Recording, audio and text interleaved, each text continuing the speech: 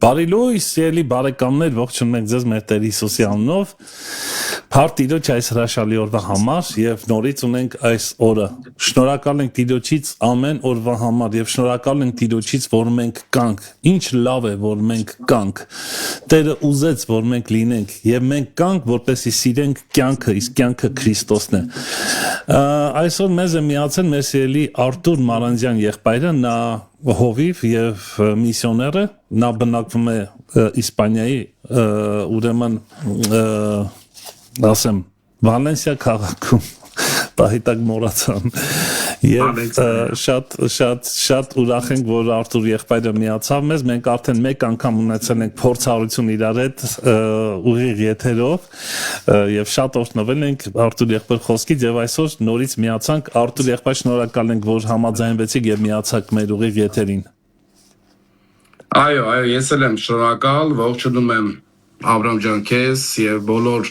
ընկերներին, բոլոր հետևորդներին եւ մեր եղբայրներին, քույրերին, ովքեր որ այս առավոտ միացել են, ես էլ շատ ուրախ եմ միանալու, այո, դու ասեցիր, փառքասու որ մենք կանք, բայց փառքասու որ մենք կանք հատուկ նպատակով այստեղ այս երկրի վրա, այսօրը Տերը ստեղծեց եւ եկեք փառք տանք նրան եւ ուրախ լինենք ինչպես գրված է եւ փառքասու որ առիթ ունենք նաեւ այսօրը առավոտ շուտ սկսել Աստծո խոսքով։ Ամեն, ամեն։ Նաև շատ ուրախ եմ, որ մենք, այսպես ասեմ, երկար տարիների մտերիմ, այսպես ասած, եղբայրներ ենք, նա երբ որ Հայաստանում էր բնակվում, մենք շատ երբեմն հանդիպում էինք իրար հետ եւ շատ լավ ժամանակ էինք ունենում, այնպես որ Արտուր եղբայրը ես ճանաչում եմ շատ վաղուց եւ ինձ համար մեծ պատիվ է։ Արտուր եղբայր եւ առավել ասեմ, որ այո, առավել ասեմ, որ գրեթե մի այսպես 20 օր առաջ մենք իրար հետ էինք հենց անմիջապես Իսպանիայում, Բարսելոնայում եւ մեկ օր իրար հետ շատ լավ ժամանակ ունեցանք, ծառայություն ունեցանք, այնպես որ կարոտել եմ քեզ Արտուր եղբայր։ Նորապես Աբրամ ջան, այո։ Աննարակո այդ հանդիպել ու ժամանակը լավ չանցկացնել միասին, դե լավ Աստծո, ոնց որ դու ասես մի ջիգարով Այո, ջիգարով, պարտիրոջը։ Արտուր եղբայր, մի անգամից անցնենք ուրեմն թեմային, ժամանակը խնայելով, ուրեմն այսօրվա թեմայի վերնագիրն է ինչն է խանգարում մեր հոգևոր աճին։ Շատ կարևոր թեմա է եւ մի միտք ունեմ, որ ուզում եմ արտահայտվեմ, որ շատ կարևոր է։ Գիտեք, այսպես ասեմ, քրիստոնյան վերստին ծնված իր կյանքը պետք է ընթանա անալիզներով կամ վերլուծություններով, պարտադիր է սա, տարբեր ուրեմն հոգևոր վերլուծություններ պետք է անի իր կյանքի մեջ, ամեն ինչի մեջ, եւ դա լեզվամտածելակերպ է երկնային, ինչն է պատճառը, ինչու այսպես եղավ, ինչ պետք է լինի, ինչն է խանգարում նաև այսօրվա կոնտեքստի մեջ, ինչն է խանգարում իմ հոգևոր աճին, արդյոք ես աճում եմ թե ոչ, տեսեք ինչքան հարցեր կան, որ կարիք կա վերլուծելու ըստ Աստծո խոսքի հիմքի վրա, եւ այսօրվա մեզ, այսպես ասած, մղող հարցը սա է, ինչն է խանգարում մեզ մեր հոգևոր աճին։ Ես ուզում եմ այդ հարցը տամ հենց հիմա Արտուր եղբայրը։ Արտուր եղբայր, ինչն է խանգարում մեր հոգևոր աճին։ Սիրով լսում ենք քեզ եղբայրս։ Այո, դու իրավացի ես Աբրամ ջան, որ իրոք բաներ կան, որ պիտի մենք վերլուծենք եւ տեսնենք, եւ հենց այդ հոգևոր աճը այն ակնառու բաներից մեկն է, որ միանգամից երևում է, երբ որ կանգ է առնում կամ երբ որ ինչ որ խախտումներ են լինում դրա մեջ։ Գիտեք չէ՞ որ երեխայի աճը կամ հասունության process երբ որ կանգ է առնում, ծնողները մենք միանգամից անհանգստանում ենք, դիմում ենք տարբեր մասնագետների եւ ուզում ենք տեսնենք ինչն է խոչընդոտում եւ դա միանգամից ակնառու երևում է, երբ որ այդ ֆիզիկական աճը կանգ է առնում։ Արդեն դա ակնառու երևում է եւ մենք սկսում ենք անհանգստանալ։ Եվ նույնը կատարվում է հոգեվոր կյանքում եւ իհարկե մի շարք բաներ կան, որոնք խոչընդոտում են այդ հոգևոր աճի տեմպերը եւ մեր հոգևոր հասունությունը, որովհետեւ սա process է, որ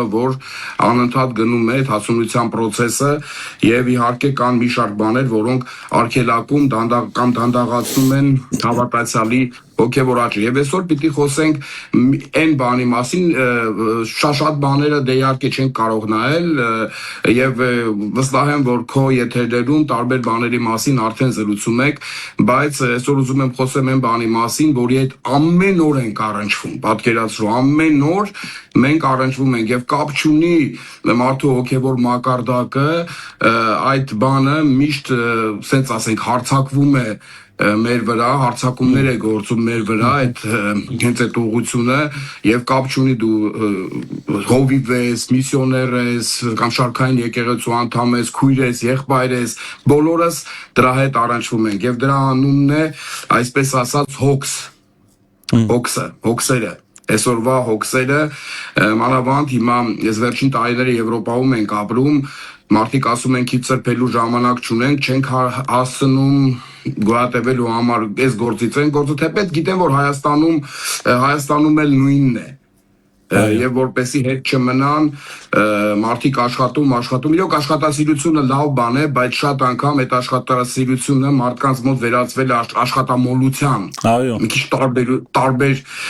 բաներ կան ասում են ընտանիք ենք պահում եւ դա եկեղեցու մեջ էլ է ցավոք սրտի եւ դա արդեն եկեղեցու մեջ է որովհետեւ հոգեվոր մարդիկ էլ բացառություն չեն եւ ճկրում են այդ հոգսի պրեսի այսպես ասած տակ Եվ դրա հետ, ինչպես ես արդեն ասեցի, ամեն օր ենք առնչվում եւ կուզեմ այսօր միասին անդրադառնանք հենց այդ թեմային, այդ թեման դրեց Աստված սրտից մեջ, որ ավելի ունիվերսալ լինի, բոլորի համար արդիական լինի։ Ես բառարանում նայեցի հոգս, դրա հոմանիշ բաները, հոգս, մտահոգություն, հիմա անպայման չի հոգսը, բոլոր այդ սինոնիմ բառերի մասին է, մտահոգություն, մտատանջություն, տագնապ, վիշտ, անհանգստություն Այդ բաներն են մեծերից մեկը ասել է հոգսը նման է գողի, որը թաքուն մտել է տուն, որպեսի գողանա ձեր խաղաղությունը եւ թալանի ձեր հոգեվոր հարստությունը։ Ուզում եմ մեկ անգամ կրկնեմ, ասում եմ հոգսը նման է գողի, որը թաքուն մտել է մեր տուն, մեր հոգեվոր տուն եւ ուզում է գողանալ մեր խաղաղությունը եւ թալանի մեր հոգեվոր հարստությունը։ Ասում է անհանգստությունը նման է ժանգի, որը կամաց պատում է ամբողջ մակերեսը եւ կառոզիայի է ենթարկում կամ շերտազատման է ենթարկում։ Ժանգը, տեսեք երկաթը ինչ պինդ բան է, բայց երբ որ ժանգոտվում է, կամաց շերտազատվում է։ Հետո էլի մի թեւավոր խոսք եմ ուզում ասեմ հոգսի մասին, այդ սկզբնական ասում եմ մարդուն աշխատանքը չի չորացնում, այլ հոգսը Այդ էլ ժողովրդական բան է։ Մարդուն աշխատանքը չի չորացնում, այլ հոգսը։ Հոգսը մարդուն ստրուկ է դարձնում, ծառա է դարձնում եւ մարդը արդեն ինքնանպատակ է դառնում իր համար ծառայել այդ տվյալ իրավիճակին եւ տվյալ հոգսին։ Եվ վերջում ուզում եմ մեր Մարտին Լյութերը որի շնորհիվ սկսվեց մեր այսպես ասած բողոքական կամ ավետարանական այդ շարժումը անհանգիստ եւ հոգսերով լի հավատացյալին նմանեցնում է, գիտես ինչի, նմանեցնում է հավի, Մարտին Լյութերը,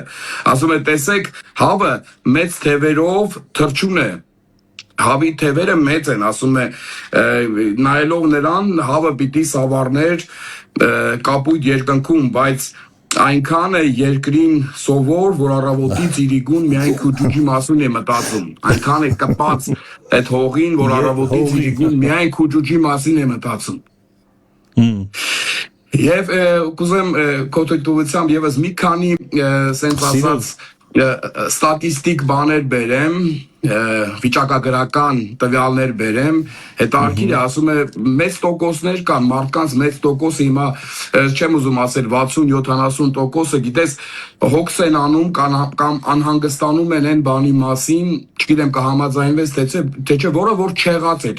չեղած բան է, այսինքն այդ բանը երբեք չի կատարվելու, այդ բանը երբեք չի լինելու, բայց մարդը դրա մասին անհանգստանում է, հոգս է անում։ Գիտես, ես էլ եմ ընկել նման իրավիճակի մեջ, որ իմ մեջ գիշեր-ցերեկ գցե բռնել եմ, բա որ սա ասենց ասի, բա ես ինչ ասեմ, բա որ նանենց, բայց դա այդ բանը երբեք չի կատարվելու։ Եվ մեծամասնությունը հոգս են անում եւ անհանգստացած են այն բանի համար, որը երբեք չի լինելու։ Դա միայն կա քո գլխի մեջ։ Հա Կիկոսի պատմությունն է։ Այո։ Գդացի վարդի ունեցա որդի։ Այո, ճիշտ ասեցիք։ Եվ գիտես, հետո էլի մեծ տոկոս մարդիկ անհանգստանում են էլի, ինչ ասում ենք, մենք դրա մեջ եղել ենք։ Մեծ տոկոս մարդիկ անհանգստանում են այն բանի համար, որը արդեն եղել պրծել է, որը արդեն հետ չես վերադարձնի։ Արդեն դա անցած բան է, մենք դա անցել է, դրա վրա տարիներ են անցել, բայց մենք հա անհանգստանում եւ կապված ենք դրա հետ եւ հոգս ենք անում դրա մասին, որը արդեն էլ հետ չես վերադարձնի։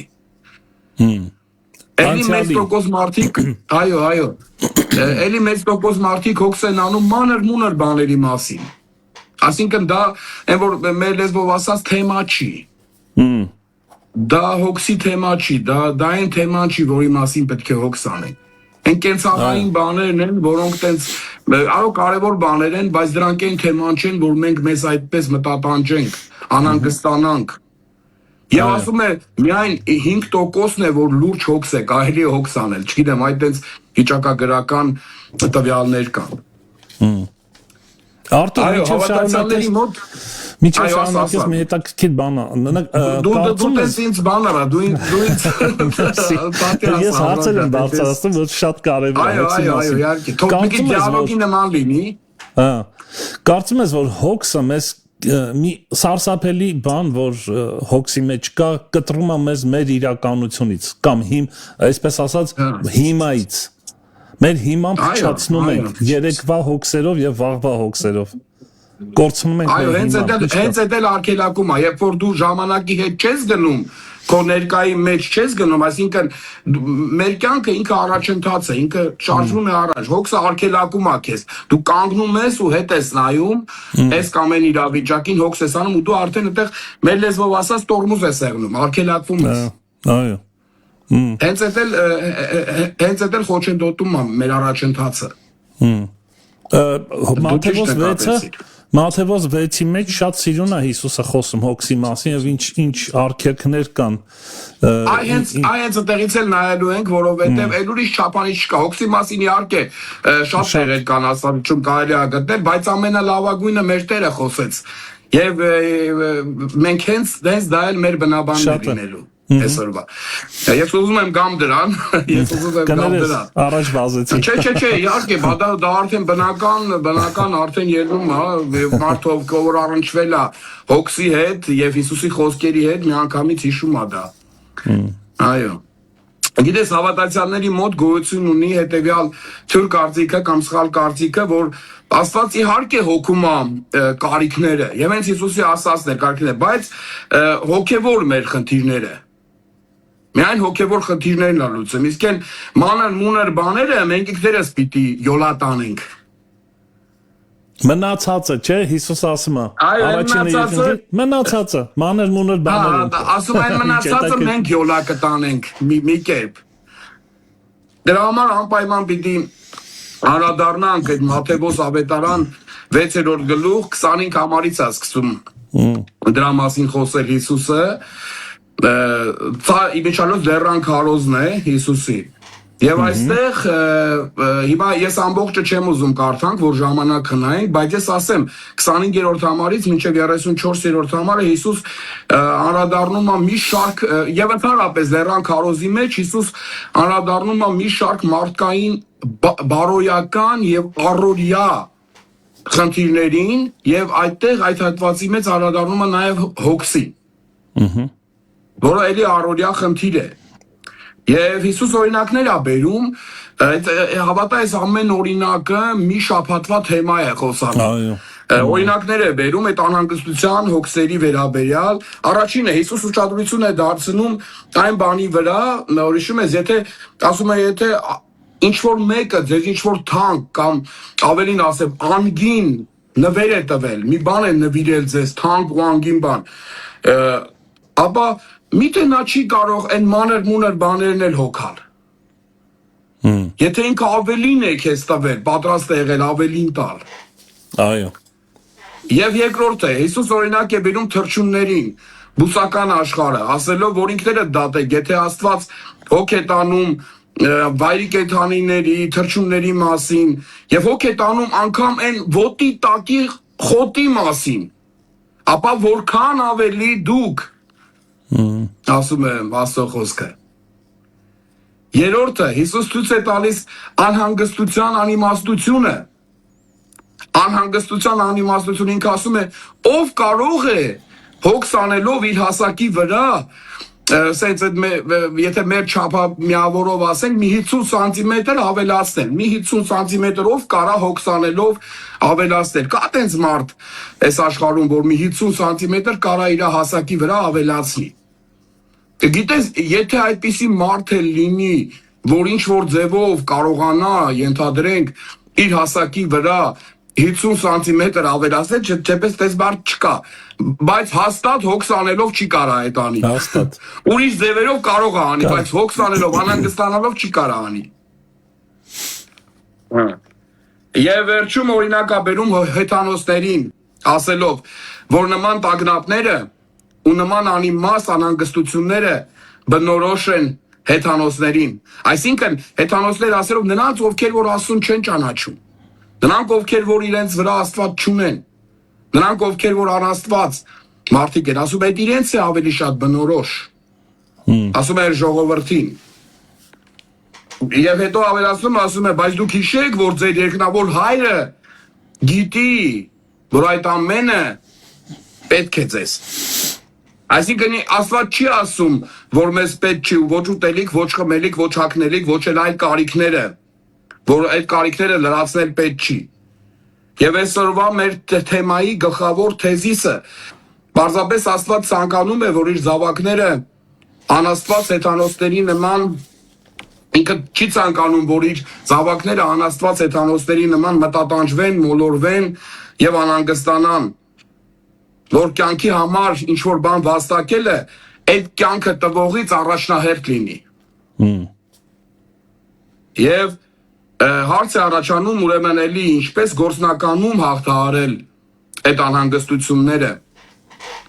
եւ այդ խոչընդոտը, որ մեր հոգեվոր աճի վրա դրված է, վեր առնել։ Եվ ամփոփելով այդ հատվածը, Հիսուս ամփոփում է 33 համարի մեջ հետևյալ բառերով. Առաջ Աստծո արքայությունը եւ նրա արդարությունը խնդրեցեք, եւ այդ ամենը ինչ կանի, այդ ամենը ասում է կտրվի ձեզ։ Եվ այս խոսքերով մեզ համար այ հենց այս 33 համարի մեջ է լինելու մեր հիմնական թեման, եւ հենց այս 33 համարի խոսքի մեջ այս խոսքերով Հիսուս մեզ համար ոնց ասեմ, ցած օգտակար դեղատոմս է դուրս գրում անհանգստության եւ հոգսերի դեմ։ Հիսուս մեզ գործնական քայլերի է մղում ինչպես ազատվել հոգսերից, որոնք անհանգստացնում են մեզ եւ գողանում են մեր խաղաղությունը։ Այս փոքր հատվածի մեջ մենք պետք է տեսնենք Քրիստոսի տված անհանգստության ու հոգսերի դեմ միջոցները։ Սենց ասենք, 3 միջոցներ, որը տվել է Հիսուս այդ հոգսերի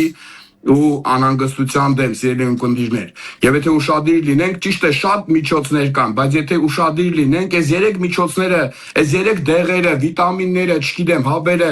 ինչպես ուզեք անվանեք, դեղատոմսը, բավարար կլինի, որ մենք կարողանանք դիմակայենք այս հոգսերին ու անհանգստություններին։ Արթուր ջան, սենց հարց հետ բարձրացնեմ, նայեք, փաստորեն ստե ինչ է կատարվում, կարևորը առանձնանում է երկրորդականից։ Սա տարբերել է պետք, այսինքն եթե ես դեռ չեմ կարողանում հասկանալ որն է կարևոր եւ որը երկրորդական, ես լուրջ խնդիր ունեմ։ Այո, մենք հիմա տեսնենք մեր դետերից մեկը հենց այդ նախապատվությունն է, որ ասում են նախապատվությունը եւ երկրորդական բաները։ Այո, եւ դա դու շատ իրավացի ձևով նկատեցիր դա։ Սա հոգեվոր գիտություն է մի ձևով, չէ Արթուր ջան։ Այո, իհարկե, շատ օգտակար գիտություն է։ Գիտությունն է, որը ոչ թե պարզապես մեզ տեղեկություն է տալի, որ ինչ-որ ֆորմուլա ես գիտեմ կամ ինչ-որ բանաձև գիտեմ, այլ որը օգնում է քեզ ապրել։ Գիտակից, սա կարող ենք ասել, որ նաև հոգևոր երկնքից եկած արժե համակարգը մարդու մեջ ձևավորում։ Ամեն, այո, հենց այդպես էլ կա։ Այո, սովորեցնում է տարբերել, հասկանալ, որն է կարևոր։ Խնդիրը սրա մեջ է ամբողջ։ Գիտես, մարդը կարա լինի բավականին պատկառելի տարիքում, բայց այդպես էլ չհասկանա որն է կարևորը եւ որն է երկրորդական։ Իհարկե։ Շատ ճիշտ ես ասում։ Ուրեմն եւ այսպիսով այդ երեք միջոցները պետք է նայենք Քրիստոսի տված հոգսի ու անհանգստության դեմ։ Առաջինը ապրել Աստծո թագավորության համար։ Ասում եմ ամեն նորմալ մարդ գիտի իր ապրելու իմաստը։ Այսինքն հիմնականում մարդիկ ապրում են ինչ-որ նպատակի համար։ Ձգտում են ինչ-որ նպատակի, ինչ-որ բաներ ունեն եւ դրա համար են ապրում։ Մեկը ապրում է երեխեքի համար, մեկը ապրում է, չգիտեմ, իր սիրած էակի համար, ոմանք իրենց կարիերայի համար են ապրում, ոմանք հարստանալու համար են ապրում։ Այդ չգիտեմ, եթե սիրելի ունկնդիրներ, եթե այդ ձեզ ինքներդ տվեք, ես ինձնից սկսած, բոլորս եկեք այսօր տանք մեզ այդ հարցը։ Ինչի համար ես դու ապրում։ Դա հռետորական հարց է, դու քո մեջ դուր պետք չի հիմա դա պատասխանես, գրի մտածիր դրա շուրջ։ Ինչ կպատասխանես։ Ինչի մեջ ես օրերը, տարիները դնում, սենց ասենք, հանուն ինչի են հոգսերդ, հանուն ինչի են անհանգստություններդ, ինչի համար ես դու ապրում, ինչի ես առավոտը շուտ զարթնում, գնում գործի, իրեգունը գալիս տուն, հաց ուտում շուտ քնում, որ էլի առավոտը վեր կենաս, գնաս գործի, չգիտեմ։ Այսօր այս հարցերը Աստված գործնականապես հարցնում է, սրանք պետք է օգնեն, որ դու շարժես քո միտքը եւ դրա պատասխանները փնտրելով ելքը գտնես Աստծո խոսքի լույսի տակ։ Եվ տեսեք, անիմաստ հոգսերից ազատվելու համար Հիսուս այստեղ կոչ է անում ապրել Աստծո թագավորության համար։ Ասում է փնտրեք Աստծո թագավորությունը։ Սա կարող ենք նաև այսպես հասկանալ, որ շեշտը ներդրում, դու շատ լավ բան ասիր, որտեղ մարդը, որ աշխատում է, կյանք է ներդրում, որի արդյունքում բան պիտի ստանա։ Եվ ստացածներ արժեք չունի։ Այդ կյանքը տեն անցնում, Աբրահամ ջան, հիշում ես մեր այն ջահել տարիները, բայց աշկերես չպծրեցինք, արդեն 50-ից անց ենք։ Ճիշտ է։ Հիշում ես կոնֆերանսների ժամանակ, չնայած մենք էլի հոգով երիտասարդ ենք, բայց ամեն դեպքում արդեն սպիտակել ենք, արդեն թորնիկներ ունենք, ես էլ դու էլ, մի ժամանակ չունեինք, մի ժամանակ մենք էլ երիտասարդ ենք, կյանքը գնում է, ինչի վրա ենք ներդնում ենք դա։ Ինչի վրա ենք այստեղ կարծում ես, որ Հիսուսը նկատի ունի նաև այս ներդրումը տարա Աստծո արքայության մեջ, Աստծո արքայության համար։ Այո, մենք հիմա գալիս ենք, հիմա հարցը տալիս ենք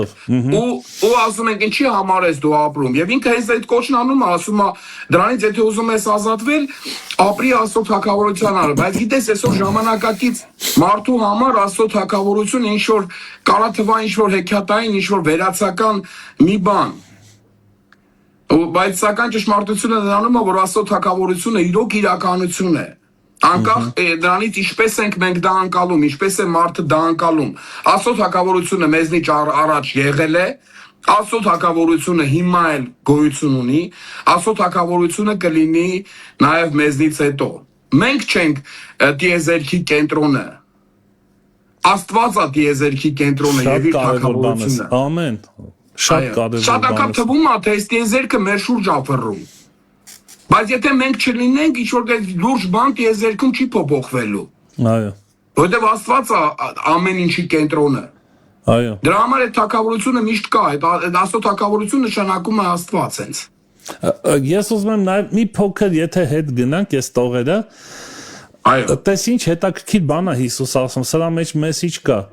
Ասում է, որ այդ հացի ու հագնելու համար, երբ որ դու աղոթում ես, լինելով քրիստոնյա, հիշի, որ հեթանոսներն էլ են այդպես աղոթում, հեթանոսական աղոթք։ Այո, հեթանոսներն։ Դա նշանակում է, որ քո շուրջն է պատտվում քո աղոթքը։ Տեր հաց ու ջուր, տեր հաց ու ջուր։ Հաց ու ջուրը տարբեր իմաստ ունի նաև, մենակ ուտելու մասին չի խոսքը, նյութական, կենցաղային հարցեր լուծելու աղոթքի ցածրամակարդակ աղոթքի տեսակ է սա, ամենացածր մակարդակի։ Այո։ Այսինքն հոգևոր կյանքը յոլա գնալով բրթելն է, էլի։ Այո, ճիշտ է։ Հեթանոսական աղոթք։ Որ շատ անգամ անում ենք չենք պատկերացնում։ Խորանանք հետո երրորդ կետի մեջ մենք դրա վրա ավելի մի քիչ կխորանանք եւ կբացահայտենք այդ թեման, բայց դու ճիշտ ես նկատում, որ այդեն չնչինն է, որը նենց կա, ասում է դա կտրվի, դուք կարևորը մտածեք։ Կարևորը, այո։ Այո։ Եվ հարց է առաջանում, որ այդ թագավորությունը ոնց որ ասեցի, եղել է, կա եւ կլինի, սակայն մենք որտեղ ենք։ Այս խոսքերով ասում եմ, որ իրականում քո համար, մարդու համար մտահոգություն ու հոգս պիտի լինի, թե դու կաս այդ թագավորության մեջ, թե ոչ։ Այդ դա պետք է իրականում անհանգստացնի մարդուն։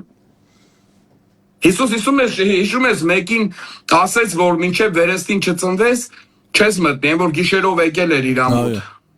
Արդեն տես բան եղել էր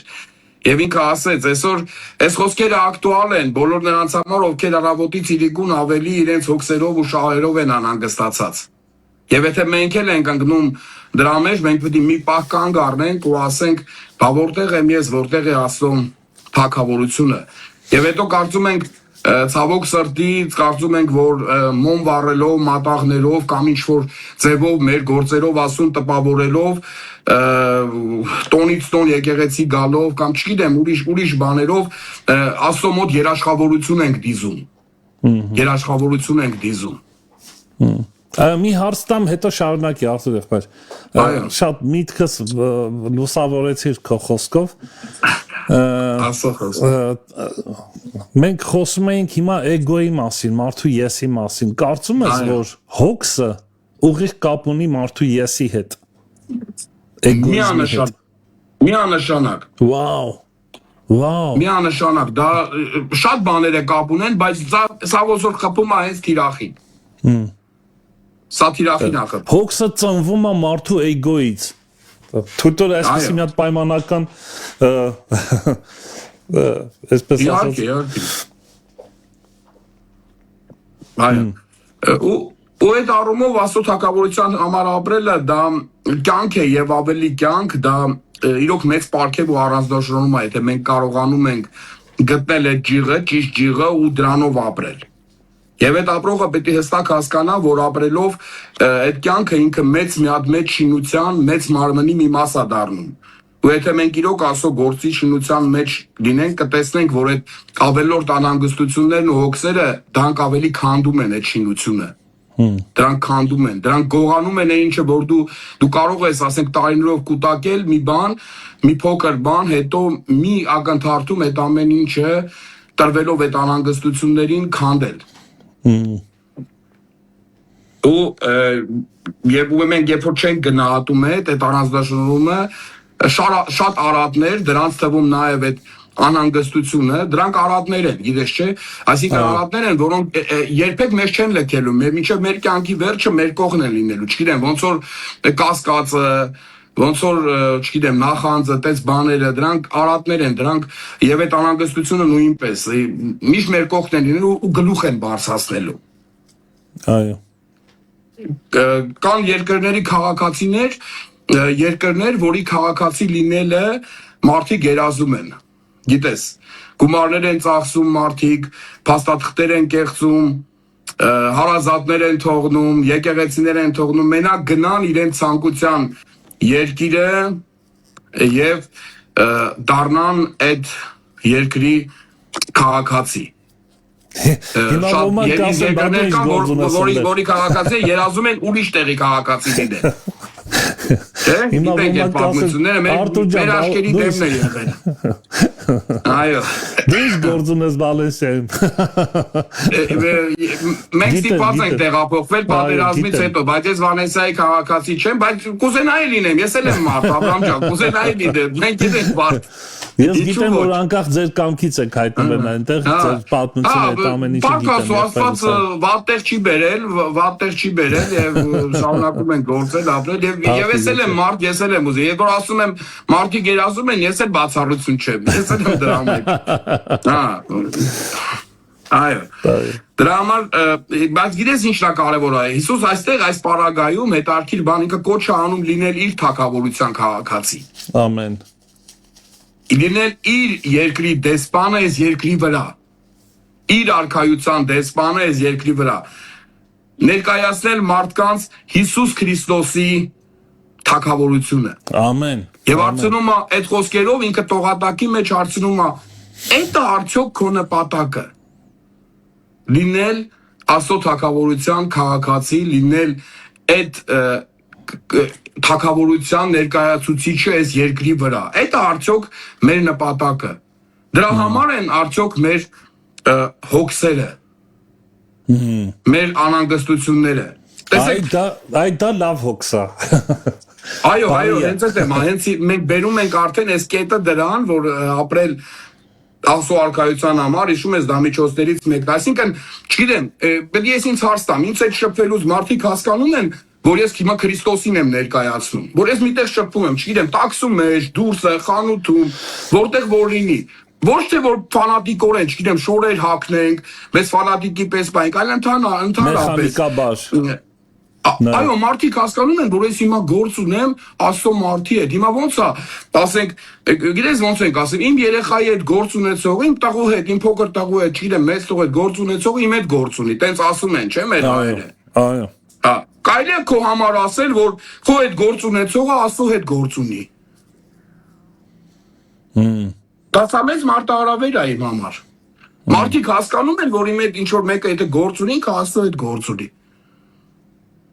Ու այն տրյուկները, բաները տեղ չեն անցնի։ Եվ այդ ժամանակ, երբ որ ապրում ես Աստծո թագավորության համար,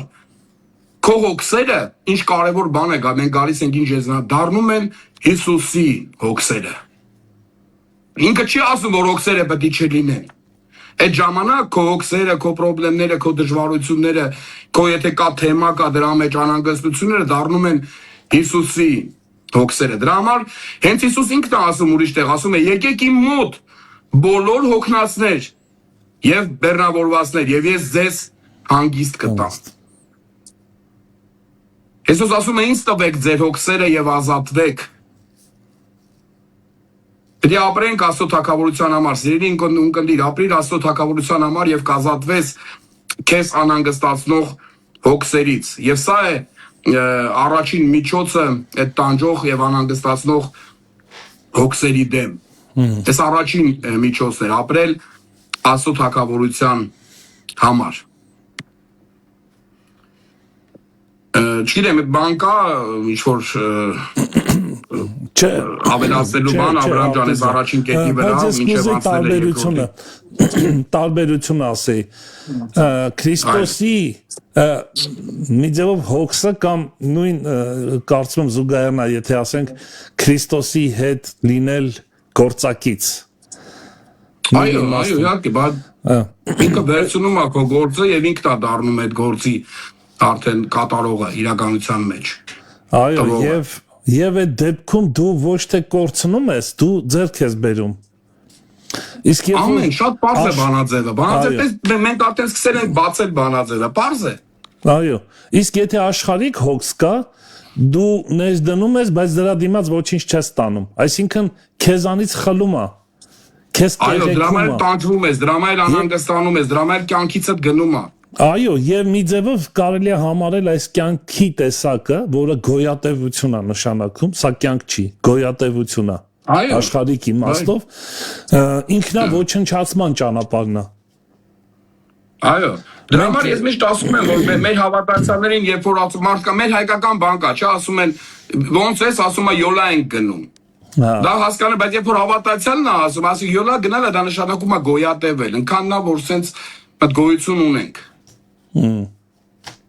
Հլա հետանոսը չգիտի ինչ անի, ինքը յոլա է գնում, այդ պրեսի տակ գոյատևելու բայց դու ունես այդ բանաձևը ազատվելու։ Այո, միանշանակ։ Այո, առաջինը ապրել Աստծո թագավորության համար, երկրորդը Աստծո գործը նախապատիվ անել, այն ինչը որ դու արդեն մի քիչ առաջ ասեցիր, տեսեք գրված աստեղ առաջ Աստծո թագավորությունը պետք նա բառը գրվում առաջ խնդրեցեք, այսինքն նախապատիվ արեք։ Եվ այդ նախապատվությունը միշտ առաջնահերթություն է, նախապատվությունը միայն գաղափար չի, նախապատվությունը գործական պրակտիկ երևույթ է։ Նախապատվությունը երևում է մարդու գործերից մարդու ապրելակերպից, մոտեցումներից եւ վերաբերմունքից, այս կամ այն հարցի։ Միանգամից երևում է նախապատվությունը։ Մարդու հետ շփվում ես, մարդու կյանքը տեսնում ես, եւ միանգամից երևում է իրականում անկախ նրանից այդ մարդը ինչ է խոսում, ինչն է իր համար նախապատիվ, ինչն է դրա համար առաջնահերթ։ Նախապատվությունը դա միշտ դասավորվածություն է, սիրելիներս։ Նախապատվությունը դա միշտ 1, 2, 3, 4, միշտ այդպես է, A, B, G, D։ Նախապատվությունը միշտ այդպես է, շատ կարևոր, ոչ կարևոր։ Նախապատվությունը միշտ այդպեսին է, անգին, շատ թանկ, նենց ոչինչ, էժան, ձրի ու մեկին նվեր կտանք։ Տենց է նախապատվությունը։ Հասկանալի է դա բոլորիս, երբ որ ասում ենք այդ դասավորվածությունը։ Ամեն անգամ մարդկանց հետ հարաբերություն ունենալուց էլ մենք էլ ենք տենց անում, սա կարևոր մարդ է, սա պետք կգա, սրա հետ էլ ինչ շահ ունեմ, որ շփվեմ։ Այդտեղ այդ էգոն է, այդ քո ասած էգոն միշտ այդ դասավորվածությունը ինքը դասավորում է, այդ պոլոչկա կա, այդ մեր եսը, այդ պոլոչկեքի մեջ դասավորվածություն է անում։ Միշտ կարևոր բաները դնում է երեսատեղի տեղ։ Ես հիշում եմ, որ փոքր երեխա էինք, բանա, միացել սերվանտ ունեինք, սերվանտ էին ասում, եւ այդտեղ թանկ սերվիզներ կար դրված, մի հատ Գերմանիայից, չգիտեմ ով էր մամայից նվեր տվել, 2500 ռուբլյանոց Մադոնա սերվիզ էր։ Տենց էլ պատկերացրու, ոչ մի անգամ այդ Մադոնա սերվիզով մենք չայ չխմեցինք, թե չխմեցինք, մինչև երկաթարժի ժամանակ բլվեց գնաց, պատկերացրու։ Դա դրած էր, ու ոչ մեկը չխմեց թե դրանով։ Բայց դա տենց դրած էր, որպես նախապատվություն, հանկարծ ոչ մեկը դրան չկպնի, ձեռ չտա, ամեն օր փոշիները մաքրում էին դրա վրայից, թանկ բաներ։ Հիսուսը խոսում է դրա մասին իդեպ, եթե հիշես, ասում է լույսը սեղանի տակ չեն դնում, այլ գրվանի վրա բարձր տեղ, տեսանելի։ Շատ միտած։ Այո, Հիսուս ասում է, հենց տեղել է, Հիսուս ասում է, տեսեք, մենք ասում է, ես գիտեմ, որ դուք ամեն ինչը դասավորում եք ըստ ձեր որակավորում եք, դասավորում եք այս նախապատվությունը, այ դրա համար ասում եմ առաջ, այն որ առաջի տեղն այս արեք։ Այն որ սեղանի տակ է մնացել, հիմա դու առաջի տեղը դրեք ձեր կյանքում։ Նախապատիվ արեք Աստծո թագավորությունը։ Որովհետև նախապատիվ անել Աստծո թագավորությունը նշանակում է նախապատիվ անել Աստծուն։ Միանշանակ։ Որովհետև Աստված իր թագավորությունից առանձին գոյություն չունի, ինքը իր թագավորության մեջ գոյություն, ինքն է հենց այդ թագավորությունը։ Առանց դրա այդ թագավորությունը իմաստ չունի։ Եվ հիմա էլի սենց ուզում եմ միջանկյալ սենց էլի հարցնեմ մեր ունկնդիրներին, ինձ, բոլորիս, ինչպես են դասավորված մեր նախապատվությունները, ոնց ենք մենք դասավորվել։ Ո՞րն է քո համար նախապատիվը։ Այո, ի՞նչն է իմ համար նախապատիվ։ Իրոք մենք ինքներս մենք հարցնենք։ Գիտենք, ասում ենք, որ կյանքի տեմպ արդեն ասեցինք, արագ եկից սրբելու ժամանակ չկա, չենք հասցնում։ Հոգսը հոգսի վրա եւ այսպես տարիներով ճկրում ենք այդ հոգսերի ճնշման, այդ պրեսի տակ։ Բա ինչ անենք, այնքան բան ասում ենք հավաքվել, այնքան բան հավաքվել իրար վրա, որ չենք հասցնում, չենք կարողանում։ Այ Արթուր եղբայր ջան, ախր մենք գնում ենք եկեղեցի, երգում ենք, Տեր դու բարձր ես, դու մեր համար թանկ ես, բայց հերիք չի։ Այո, հերիքա։ Շատ ենք դավանում դա, շատ ենք ասում։ Հերիքա, ցավոք սրտի, բայց եկեղեցու պատերի մեջ միայն, եկեղեցու պատերից դուրս են գալիս ու արդեն շատ անգամ մի հատ քույր կա, ասում ա գիտես, այն օրը խոսում ենք, ասում ա գիտես ինչ հետարքիր բան ա, ասում գնմտնում եմ եկեղեցի, արդեն ուղեղիս մեջ բան ա, ճաշը մնաց չգիտեմ ինչ էփեգ ու բան, արդեն եկեղեցու մեջ արդեն ես մտածում եմ ինչ պետք է անեմ, որ վերադառնամ։ Դա Այո, բայց երբ որ մի քիչ այսպես վերլուծություն ես անում, այն ինչը որ դու ինչից սկսեցիր այդ վերլուծությունը, չէ՞, որ վերլուծություն ես անում, դու հասկանում ես, որ իրականության մեջ այդքան բան չի հավաքվել։ Այդքան բան ես եմ հավաքել իմ գլխին։ Եվ շատ անգամ հենց այդ նախապատվությունները սխալ դասավորելու պատճառով մեր գլխին այնքան բան է հավաքվում, որ սայրը չի երևում։ Ճիշտ է։ Սայրը չի երևում։ Այդ իրականության մեջ մենք ենք հավաքել։ Մենք ենք եպել այդ ճաշը։ Այո։ Ես գիտեմ մարդու, որ ինքը ամեն ինչի մեջ կա։ Ամեն մեր են ովքեր որ բանակ սովետի ժամանակ ծառայել են, գիտեն, որ ասում են սամ դնիվալնի, սամ դիժուրնի։ Չգիտեմ, լսել եք այդ արտահայտությունը։ Որ ամեն ինչի ինքն է, այստեղ միկրոֆոնը վերցնում, բան այնտեղ ամեն բնակավարում ինքն է, որ նայում ես ինքն է։ Եվ այս վերջերս մի հատ շատ ճանաչված երիտասարդի հետ էինք զրուցում, այսինքն երիտասարդ էլ չի, մարդու հետ էինք զրուցում, ինքը այդպես խնդիրներ կար եւ ասած ասած խորհուրդ էր հարցնում ինձնից ինչ անենք, գիտես իրար հետ հաշվեցինք, մոտ 10-ից ավելի տարբեր գործունեությունների մեջ է ինքը գործունեություն է ծավալում, շատ մեծ գործունեություններ է ծավալում եւ հիմնականում ամենտեղ ինքը գլխավոր դերում է 10-ից ավելի գործունեություն ամենտեղ ինքը գլխավոր դերն է խաղում գիտես ցավալի է բայց փաստ է որ դա երկար չի տևի եթե նա չվերանայի իր նախապատվությունները չվերանայի Փաստորեն Արտուր եղբայր երբ որ մենք ասում ենք քաոսիկ վիճակ Նաև այդ իմաստը ունի իր մեջ քաոսը այն երևույթն է որտեղ խառնվել է իրար ամեն ինչ այսինքն նախապատվությունը սխալ շեշտը սխալ տեղա դրվել նախապատվության երբ որ նախապատվության շեշտը սխալ տեղա այդտեղ չի կարող կարգ ու կանոն լինել կարծում ես որ Հիսուսը հենց դրա մասին է խոսում կարգ ու կանոնի հերթականության եթե դա Բիդի նայենք տիեզերքին էլ է կառուցված, բնությունն է այդպես կառուցված։ Շատ ճիշտ է։ Մարդու օրգանիզմն է այդպես կառուցված։ Ինչի պետք է այդ ամեն ինչը այդ օրենքներով աշխատեն, իսկ քո մոտ այդ օրենքները պետք է անտեսվեն ու չաշխատեն։ Դու պետք է զարմանաս, հետո ինչ է կատարվում իմ կյանքում։ Բախի Աստված չի օգնում ինձ։ Դուրս ինչի է քաոս իմ կյանքում։ Ոչ մի բան նորմալ չի։ Մի հատ նայի, վերլուծի, հասկացի։ Դու այն կարևորը թողել ես եւ երկրորդականի հետևից ես գնում եւ այդպես էլ պետքա լինի կներես մի հետաքրքիր դու որ խոսացիր տիեզերքի մասին մենք գիտենք որ տիեզերքի կառուցվածքը շատ հետաքրքիր է այսինքն մոլորակները որոնք պատտվում են արեգակի շուրջ Սա իմաստ ունի իր մեջ նույն իմաստ ունի ինչ որ մենք ասում ենք ինչ որ Հիսուս ասում է առաջինը խնդրեք երկնքի արքայություն այսինքն մենք դառնում ենք մի ձևով արբանյակ որը պատտվում է նրա շուրջ եւ կարգ ու կանոն է ստեղծվում Կարգ ու կանոն է ստեղծվում եւ ցույց է տալիս մեր կախվածությունը գլխավորից ոչ թե երկրորդականից այո եղբայր գլխավորից ոչ թե երկրորդականից ամեն շատ ճիշտ ես նկատում այո Ու գիտես որ ցավալի է որ մենք խախտում ենք այդ իրականությունը, ասենք այդ երիտասարդի կյանքում վերցնենք, գիտես սկսում է աշխատել այն ինչը որ հոգեբանները կոչում են զսպանակի էֆեկտ։ Զսպանակը գիտես չէ որ այն պրուժինը, ասենց դիմանում է եւ հետո տրակցնում է ու ամեն բան դուրս է թռնում։ Սարսափելի է լինում։ Գործ, կարիերա, ընտանիք, ծառայություն բաժանումներ, էլ չասեմ ստրեսներ, այդ ժամանակակից ստրեսներից էլ քաղցկեղածին հիվանդություններ եւ նման բաներ եւ հետո մենք ասում ենք այս ինչից էս ամեն ինչը եղավ մեր կյանքում։ Դրա համար կոչս է այսօր ըստ Աստծո խոսքի, որ սիրելիներ դասավորենք մեր նախապատվությունները, հնազանդվենք Հիսուսին առաջ դնելով նրան եւ նրա թագավորությունը։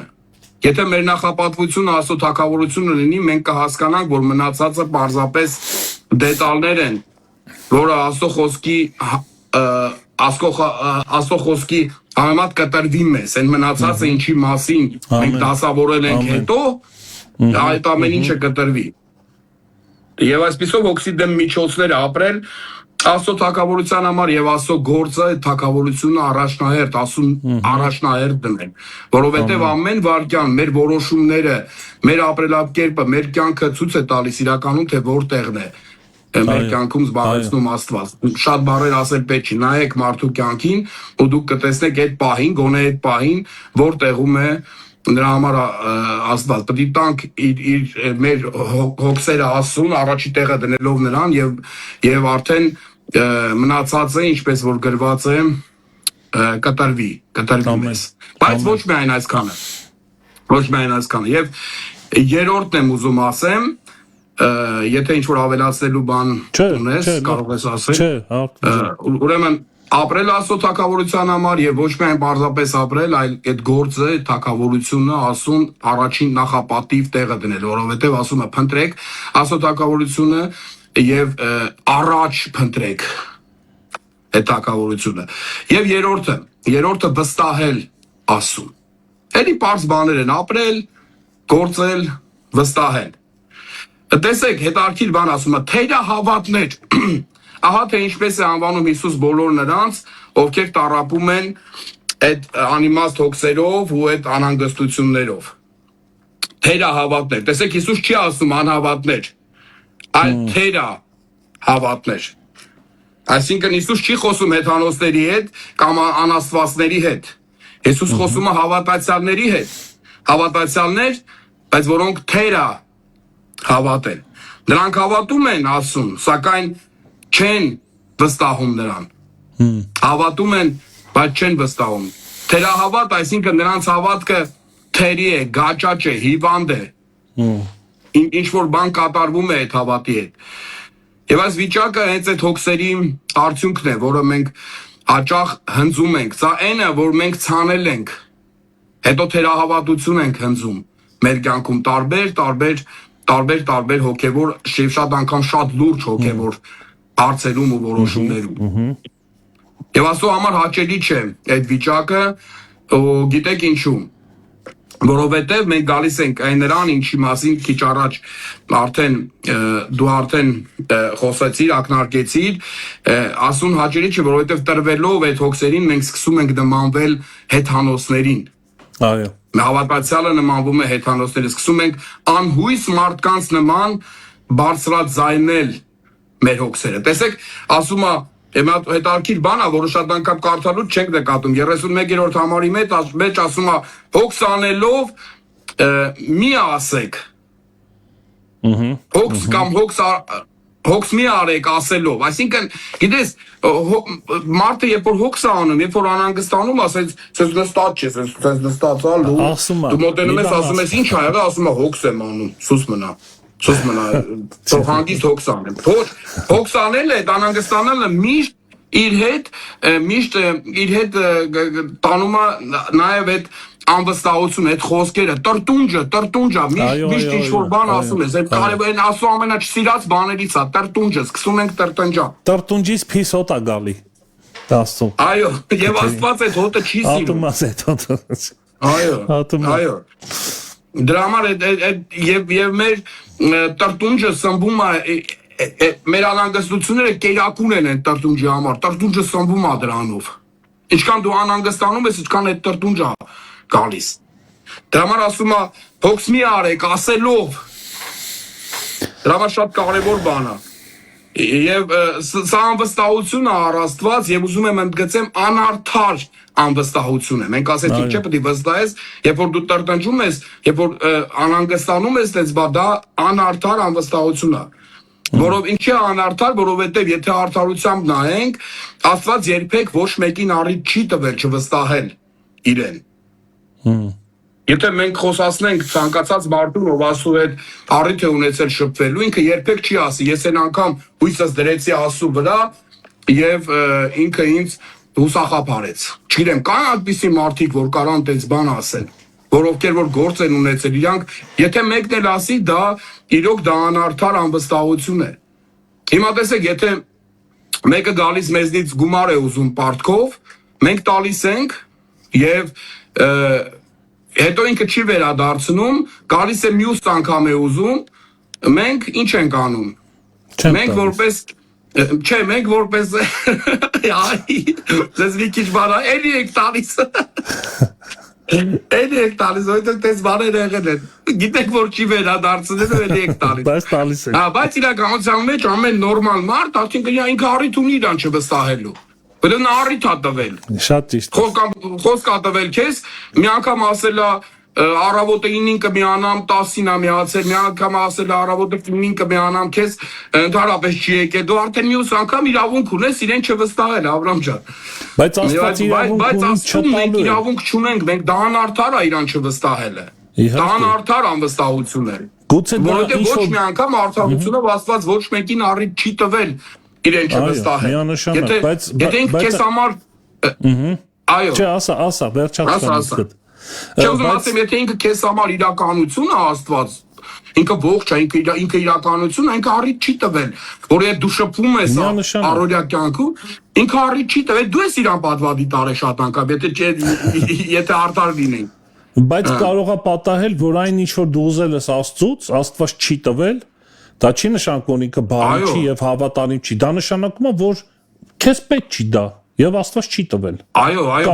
բայց ինքը երբեք չի ասել քեզ, ես քեզ կտամ ու չի տվել։ Այո։ Ինքը ասել է, որ դա քեզ պետք չի։ Ես դրա համար չեմ տա քեզ։ Այո։ Ինքը արդարացի ասել է, որ դա հիմա քեզ պետք չի, ոնց որ մեր շատ անգամ մեր երեխաները բաներ են ուզում, բայց մենք տեսնում ենք, որ դա իրենց պետք չի այդ պահին։ Ավելի հեռուն նայելով։ Դրա համար Աստծո խոսքն ասում է, ինչով եք դուք տարբերվում հեթանոսներից, ասում է Հիսուս հենց։ Միթե նրանք էլ նույն հոգով, նույն հոգսերով չեն անհանգստացած։ Միթե նրանց մեջ էլ այդ անվստահության հոգին չի թագավորում։ Դրա համար հարցը ինչ հոգի է քո մեջ թագավորում, ինչ հոգի է մեզ թելադրում, ինչ հոգի է մեր մեջ այդ ցանկությունները առաջացնում, որ մենք չենք կարողանում այդ ցանկությունները սանձահարել։ Ինչ հոգով ենք աղոթում, սա էլ շատ կարևոր է։ Ինչ հոգով ենք աղոթում, ինչ հոգով ենք դա խնդրում։ Միտեղ Հակոբոսը խոսում է, չէ, աղոթքի տեսակի մասին, խնդրանքի, որ ասում է դուք չարաչար եք խնդրում։ Այսինքն այո, չար բաներ եք խնդրում, դրա համար չեք ունենում, այո։ Չեք ունենում, այսինքն աղոթքը մի տեսակ ջերմաչափի պես մի բան է, աղոթքը մեզ էլ է պետք որ հասկանանք։ Մենք շատ անգամ աղոթում ենք, բայց անալիզ չենք անում մեր աղոթները, ինչ խնդրեցինք, ինչ ասեցինք Տիրոջը, արդյոք դա Տիրոջ կամքի մեջ էր, թե չէ։ Մենք երբեմն աղոթք ենք անում, բայց փորձում ենք թելադրենք Աստծուն, թե ինչ անի, ինչ ձևով անի։ Սրանք սա վերլուծության կարիք կա։ Մի հատ նայենք, որովհետև հիվանդագին աղոթքներ կան, շատ վատ որակի։ Եվ մեզ թվում է, թե մենք աղոթեցինք։ Մի քիչ ասենց այո, իհարկե, դանգատարանձին թեմա է այդ աղոթել, ինչի համար աղոթել են անգամ որ Բարսելոնայում եք մի հետարքիր բան ասեցի, հիշում ես ասեցի մոտս գրել եմ այդ հոպլա աղոթքները, որ դու ասում ես, հետարքի, տեց աղոթներ հետ կաց, հոպլա, բայց թող մեր ուկետիրները մյուս անգամ երևի դու ուրիշ առիթով իրենց կբացատրես այդ միջը։ Դրա համար հարց է առաջանում, վստահում ես դու արդյոք Աստծուն։ Հիմա շատերը ասեցին, այո, ամեն։ Մինչև ուր ես վստահում։ Մինչև ինչ հանգամանքներն ես վստահում։ Գիտես, հիմնականում հոգսերը ինչ որ բան ստանալու համար է։ Մենք հիմնականում անհանգստանում հոգս ենք անում ինչ որ բան ստանալու կամ չստանալու համար, ինչ որ ձգտումներ ունենք դրանց հասնելու համար։ Եվ ես չեմ ասում, որ մենք պետք է եւ Աստված էլ չի ասում, որ մենք պիտի ձգտումներ չունենանք։ Սակայն ինչ ենք դնում մենք կշերքի, այս կշերքի մյուս նժարի մյուս կողմին։ Չէ՞։ Օրինակ աշխատանքի ընդունվելիս մենք միշտ կարևորում ենք թե այդ աշխատանքի դիմաց ինձ ինչ կվճարեն։ Եվ դա նորմալ բան է, մենք ալտրուիստ չենք, մենք բոլորն էլ ընտանիք են պահում, բոլորն էլ լավ է, որ դու ասում ես ինձ ինչ կվճարեն այդ աշխատանքի դիմաց։ Բայց համարյա թե երբեք, Աբրամ շատ կարևոր թե երբեք մենք չենք կարևորում այն հանգամանքը, թե ես ինչ եմ վճարում այդ աշխատանքի դիմաց։ Գիտեք չէ՞ սիրելի ունկնդիրներ, որ աշխատանքի դիմաց միայն ձեզ չեն վճարում։ Աշխատանքի դիմաց դուք էլ եք վճարում։ Եվ դա պետք է նայես։ Դու վճարում ես քո ընտանիքով, քո երեխաների դաստիարակությունով, քո հոգևոր կյանքով, քո հոգևոր խորությունով եւ քո հոգևոր աճով եւ քո շատ անգամ Աստծո հետ հարաբերություններով։ Նժարի այս կողմը ինչ ես դնում։ Այս կողմը գումարն է, ինչ որ բանի ձգտելը, հասնելը, բայց այս մի կողմը ինչ գնով ես ուզում դու դրան հասնես։ Այո։ Այդ էլ է շատ կարևոր։ Եվ հաճախ մեր հոգսերը այնքան են գերակշռում, որ կշերքը կոտրվում է ծառությունից։ Եվ Աստծո խոսքը մեզ կոչ է անում վստահել Աստծուն։ Աստված երբեք ոչ մեկին առիթ չի տվել իրեն չվստահելու։ Առաջի մի քանի տեղ եմ ուզում կարդամ, առաջի Պետրոս 5:7։ Ձեր բոլոր հոգսերը նրան տվեք, որովհետև նա հոգս է անում ձեր համար, ասում է Պետրոս առաքյալը այսօր ինձ եւ քեզ։ Աստված գիտի ձեր բոլոր կարիքները ձեր խնդրելուց առաջ, ասում է մեկ ուրիշ տեղ։ Եվ հենց այս հատվածում էլ 32-րդ համարի մեջ մեր այս հատվածում Հիսուսն անդրադառնում է եւ ասում է ձեր երկնավոր հայրը գիտի, որ այդ ամենը պետք է ձեզ։ Այս գիտին շատ եմ սիրում։ Գիտի։ Այո։ Շատ լավ խոսք է։ Տերը գիտի։ Տեսեք, բայց այստեղ Հիսուս ընդգծում է նաեւ հատուկ ընդգծում է ձեր հայրը բառը։ Ինչու Աստված չի ասում, չգիտեմ, խորացել ես Աբրահամ ջան, ինչու Աստված չի ասում։ Աստված գիտի, Տերը գիտի, Բարձյալը գիտի, որովհետև ինքը տարբեր բառեր օգտագործում, այստեղ ասում է հայրը, ասում, այստեղ ինքը իմիջիայլոց այստեղ առաջին անգամ Լեռան քարոզի մեջ է, որ Հիսուս Աստծուն ներկայացնում է նոր կարգավիճակով, որպես հայր։ Եբրայերեն գիտես այդ բառը աբբա բառն է, որը մեր լեզվով ասած պապա։ Գիտեք չէ, սա Լեռան քարոզի բանալի արտահայտությունն է, 5-ից 7-րդ գլուխներում 17 անգամ օգտագործում է հայր բառը։ Եվ Հիսուսի ասածը, այս հայրը, երբ որ ինքը ասեց, այս Լեռան քարոզի մեջ, Հիսուսի ասածը այս հրեաների համար արտասովոր, ասենց ասեմ, հեղափոխական արտահայտություն, իրենց ակնկալները սովոր չէին այդպիսի բաներ լսել։ Այո, իրենք Աստծուն որպես հայր ճանաչում էին, բայց դա Իսրայելի հայրն էր, բայց ինքը սենց անձնական, որպես պապա, այդ աբբա բառ ասելով, իրենց համար շատ հեղափոխական էր, ինքը 17 անգամ այդ իր քարոզի մեջ օգտագործում է այդ բառը։ Եվ տեսեք, Հիսուս այս բառերի մեջ, այս արտահայտության մեջ, եթե թարգմանենք սա մեր լեզվով ինչ է ուզում ասի, որ ձեր երկնավոր հայրը գիտի, որ այդ ամենը պետք է ձեզ։ Եթե մեր լեզվով ասենք, ուզում ասի, սենց մի քիչ մեր լեզվով ասեմ, արխեին, պապան կուրսի է, պապան գիտի։ Այո, մոտավորապես այդ բաները լսեցին հրեաները։ Պապան կուրսի է, մի անհանգստացեք։ Գիտես Աբրահամ ջան, դու էլ ես հայր, ես էլ հայր եմ, 5 երեխա ես ունեմ, 3 երեխա դու ունես, ես որպես հայր լավ եմ հասկանում Հիսուսի ասածը։ Այսինքն երեխուն պետք չի ստրեսի աստիճան անհանգստանա, հոգս անի, ընկնի ստրեսի մեջ, թե իրան ինչ ա պետք, եթե ինքը երեխա է, իր հերը գիտի իրան ինչ ա պետք։ Մի անհանգստացիր, մի տանջվիր, պապան կուրսի է, ծնողը գիտի այդ մասին, քանի որ ծնողը իրանից շատ ա ուզում է, որ այդ ամենը լինի իրեն տա։ Դրա համար էլ ամփոփելով ասում է հոգս մի արեք, որովհետև ձեր երկնավոր հայրը, ձեր աբբա հայրը գիտի եւ այդ ամենը կտրվի ձեզ։ Ամեն։ Շատ է տարքի ձևով է ամփոփում այստեղ Հիսուս, որը մենք շատ անգամ չենք կարողանում հասկանալ ու չենք կարողանում ընկալել, մինչև սենց խորը չես նայում Աստծո խոսքին ու իրականություն ու գործնականով քո ապրելով իրականություն չես դարձնում այս խոսքերը։ Ամեն։ Դրա համար էլ ամփոփելով այսօրվա այս պատգամը, այսօրվա մեր զրույցը, ուզում ասեմ, սիրելիներ, վստահենք մեր աբա հորը, վստահենք մեր երկնավոր, այնպես ասած, պապային ու կզարմանանք, թե ինչպես է մեզ անհանգստացնող հոգսերը հոդս կցնդեն։ Ամեն։ Եվ ուզում եմ նաև վերջում մի հայտնի գաղտնիք ասել բոլորիս։ Նաև այս առավոտվա այս պատգամից հետո, այս թեմայից հետո, որ մենք խոսացինք, կախարդական բան չի կատարվելու։ Եվ մեր բոլոր հոգսերն ու անհանգստությունները չեն անհետանալու։ Ոչ հոգսերն ու անհանգստությունները իրենք երևի թե ամբողջ տարվա ընթացքին էլի գլուխ կբարձրացնեն, հարձակումներ կգործեն մեր վրա, բայց այլ բան է մեր վերաբերմունքը։ Մեր վերաբերմունքը կարափոխվի այլևս։ Այո։ Մեր վերաբերմունքը այդ անհանգստություններին ու հոգսերին կարափոխվի։ Վերաբերվենք անաստված հեթանոսների նման, թե Աստծո արքայության մեջ ապրողների վերաբերմունք ցույց տանք։ Էլի ճզմվենք այդ անհանգստացնող հոգսի լծի տակ, թե օգտագործենք Հիսուս Քրիստոսի հոգսի դեմ տրված միջոցները։ Ապրել Աստծո թագավորության համար, նախապատիվ անել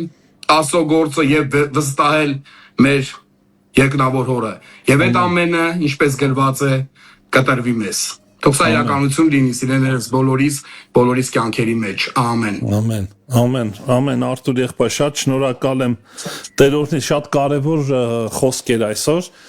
Մենք բոլորս կարիք ունենք, ամեն մեկս մեր յուրովի փորձություններով ենք անցնում եւ վստահել Աստծուն։ Գիտես մի բան, եթե թույլ տաս մի միտք եմ ուզում արտահայտեմ, քեզ հետ համաձայնվելով։ Ես այսպես կուզեմ կոչ անել. եկեք սիրենք վստահել Աստծուն։ Եկեք սովորենք վստահել Աստծուն։ Եթե չսովորենք վստահել Աստծուն, մենք չենք կարող վստահել Աստծուն։ Համաձայն ես։ Այո, իհարկե, հենց տեղիներ։ Սիրենք սովորել վստահել Աստծուն։ Իսկ որտեղից կարող ենք սովորել, եթե ոչ իր խոսքից։ Այդ խոսքն է մեր մեջ գեներացնում վստահել Աստծուն։ Այդ խոսքի մեջ արմատ գցելով ենք հասկանում, որ մեր մեջ ծնվել է Աստծուն վստահելու այդ փափագը։ Սա շատ կարևոր է։ Սա է, որ ասում ենք երկնային արքայության մտածելակերպ կամ արժե համակարգ, որ ձևավորվում է մեր մեջ։ Սա վստահել Աստծուն, սա լեզվամտածողություն է։ Սա երկնային լեզվամտածողություն է։ Սա մենք չենք կարող սարքել, չես կարող կազմակերպել Աստծուն վստահելը։ Դա երկնային, երբ որ ասում ենք Աստծո արքայություն, գիտեք, առաջինը փնտրեք Աստծո արքայություն, այս գործողությունն է մեր մեջ կատարվում, շինարարությունն է սկսվում, որ մեր մեջ արժե համակարգ է ձևավորում, որովհետև Պողոս առաքյալը խոսում է դրա մասին, որ Աստծո արքայությունը ուտելիք եւ խմելիք չէ։ Աղոթել ուտելիքի եւ խմելու եւ հագնելու համար չէ։ Աստծո արքայությունը իր մեջ ունի 3 կարևոր հիմք՝ արդարություն, խաղաղություն եւ ուրախություն։ Սա հետո չի գալու, սա արդեն եկել է, մենք ունենք, նա մեր մեջ է խոսքը, որի արդյունքում ծնունդ է տեղի ունեցել։ Եվ դա մեզ ուրեմն ուժ է տալի, որ մենք վստահենք Տիրոջը։ Եթե չկա սա, այն արարողությունները կրոնական ոչ մի օգուտ չեն տալու մեզ, ոչ մի բանով մենք Աստծուն չենք կարող զարմացնել։ Մեր շատ, ինչպես Արթուր եղբայրը ասաց, շատ աշխատելով, շատ գործելով, կրոնական տեսք տալով, մեր ծառայությունները հայտարարելով, հեղինակություններ ձեռք բերել, դրանք ոչ մի բան են, դրանք ոչ մի արժեք չունեն։ Սա է արժեքավորը, երբ որ մենք սիրում ենք սովորել վստահել Աստծուն։ Արթուր, շնորհակալություն, եղբայրս, Տերորդի քեզ շատ։ Մենք առաջ Աստված հաճախ կհանդիպենք իրար հետ։ Սիրով Աբրահամ ջան, սիրով, կարծում եմ լավ է, եթե մի քիչ չձգձգեցի, շատ չձգձգեցի երկար, կարծում եմ լավ զրույց ունեցանք։ Շատ հիանալի։ Հուսով եմ Աստված կփառավորվի եւ երբ որ մեր կյանքերում այդ ամեն ինչը իրականություն դառնա, որ ինչպես դու ասեցիր, սովորենք,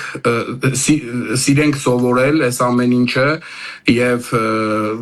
հենց դա է երաշխավորում է մեր հոգեվոր աճը։ Հենց նման բաներն էլ երաշխավորես, այս քո այս ծառայությունն էլ, որ ունես, իրոք դա այդ միջոցներից մեկն է։ Փառք Տիրոջը, Արթուր, դրա համար փառք եմ տալի Աստծուն, որ առիթ ունեցա օգտակար լինել։ Ձեր հետ միասին, միանշանակ, իմ եղբայրներիս հետ միասին։ Տերորդի քեզ եղբայրը, շնորհակալ եմ։ Փառք Տիրոջ, օրհնված, հաջողված եղեք։ Եվ պատվաբեր։ Բարևներ ընտանիքիդ եւ քույր եղբայրներին։ Նմանապես։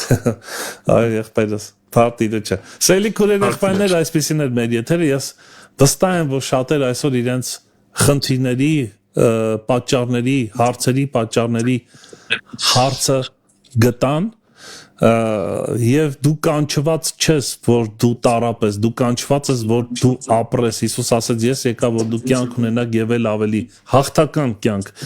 նրան վստահելով։ Տեր օրհնի ձեզ, առաջ Աստված կհանդիպենք վաղ առավոտյան ժամը 9-ին։ Մարանաթա, Տերը շուտով գալու է։